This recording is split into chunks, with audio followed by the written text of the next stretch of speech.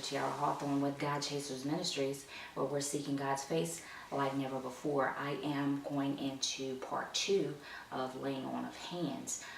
We've been talking about the operations of the Spirit and just getting some teachings series on the Holy Ghost. And so previously we were talking about the laying on of hands and the difference between a healing and a deliverance, and the laying on of hands, whether it be for an operation of the Spirit or whether it's been put on by God or whether it's been put on by the enemy, and knowing the difference between those. So now just continuing on from there, I'm going to be brief with this one, but I just want to follow up getting into more detail about laying hands on no man suddenly and taking on their sin.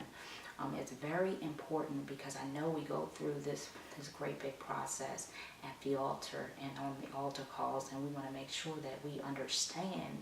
I do have a segment on spiritual transference. So we need to understand what's going on with the spiritual warfare, and that we're not subjecting ourselves to spirits, and we're not subjecting ourselves to need to be delivered ourselves, because for one, we're out of order and we're not doing things according to the will and purpose of Christ, and in accordance to the operation of the Spirit, and knowing how the Spirit of God operates, which is in decency and in order, and understanding how He does things in His Word.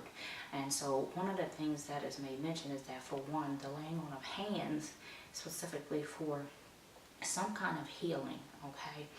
But one, when we're doing altar calls, or we're touching and agreeing with someone, that's the thing. You're touching and you're agreeing and you're on one accord. It says, when you two shall ask anything in my name, I will do it. So, we want to make sure that we're being obedient and operating according to how the Lord has set the standard in His Word. And so we find that many people are, they wind up having a fall, and they fall not just because of doubt, but then this is where people wind up falling into sin, and it's because they're subjecting themselves to demonic forces. And one of the ways that they do that is by opening the door on the altar, okay? You need to know the difference between a healing and a deliverance, and you shouldn't be laying hands on someone who needs to have devils cast out. And you should be able to look at the person and be, if you're not totally empty and in tune with the Spirit, you shouldn't be down there, for one. And you should most definitely not be laying hands on anyone. So, this is serious business. This is not for form and fashion. And there's a lot of people who desire to be at that altar in particular because they're being used by the enemy, and the enemy wants them at that altar so they can have a spiritual transfer with you, and you are the target. So we want to make sure that you recognize the warfare, and that you're continuing to master this warfare. Lay hands on no man suddenly, unless you take on their sins. And then at the end it says, keeping thyself pure, because the Spirit knows when there's a pure vessel, and when you're an empty vessel, that you too have the ability to be used, and you become the target so that you can be used. And so the question is, are you going to be used by the Lord, or are you going to be used by the enemy? Okay, you need to recognize that, yes, what the enemy's mission is, but the overall mission is to steal, kill, and destroy. But then we have secondary orders and missions that come from the enemy, which are for particular situations that may be, distract them. That's what it may be. Distract them. Because if I distract them over here, then their power they won't be using their power over here. Okay, and so, I know I got off track with that, but I think somebody needs to hear that and understand that there is a spiritual transfer, and sometimes you are the target. And so you want to make sure that you're totally aware spiritually. You have that spiritual awareness, especially when you're doing these altar calls and prayer sessions, and you desire to lay hands on people, because at no time should you be laying hands on someone that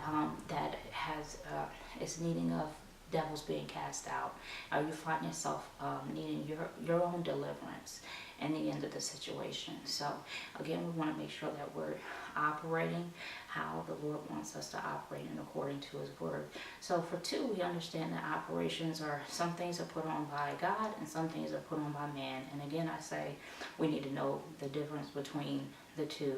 The ones that are put on by, I say man, but I mean the enemy, and put on by the enemy because of sin, because of disobedience, so because of the cares of this world and the life that they've been leading. And so at that point we should be ministering full-blown surrender, and they cry out to God and all that kind of thing. But that all needs to take place before you're laying on of hands to heal them of anything. They need, when it comes to sin, they need to fully surrender. You shouldn't even be laying hands on them for anything, especially without the Lord giving you specific instruction, because there is a period of time where you will lay hands, especially if you're a prophet or something like that. Then you may be led to lay hands because you're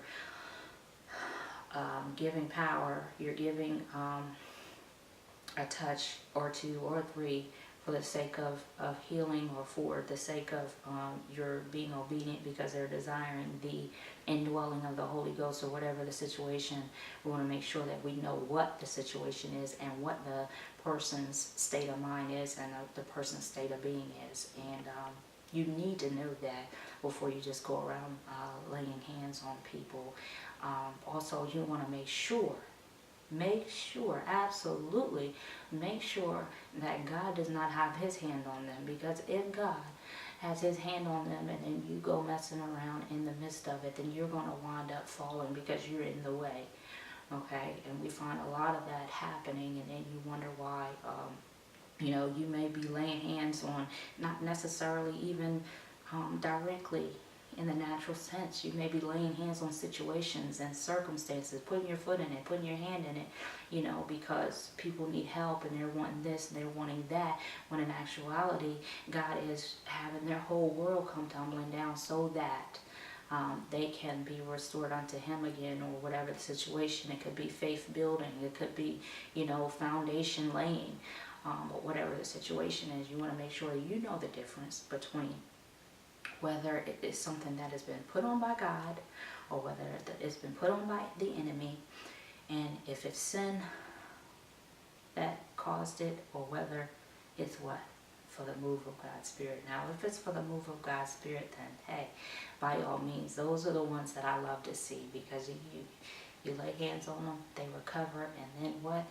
It's time to go tell somebody, But that's the beauty of it. But you want to make sure that you know the difference between all of this. Again, I say, whether it's the operations of the Spirit, or whether it's because of sin, whether it's been put on by God, whether it's been put on by the enemy, know the difference. Know the difference between a healing and a deliverance. A deliverance from demonic forces means what?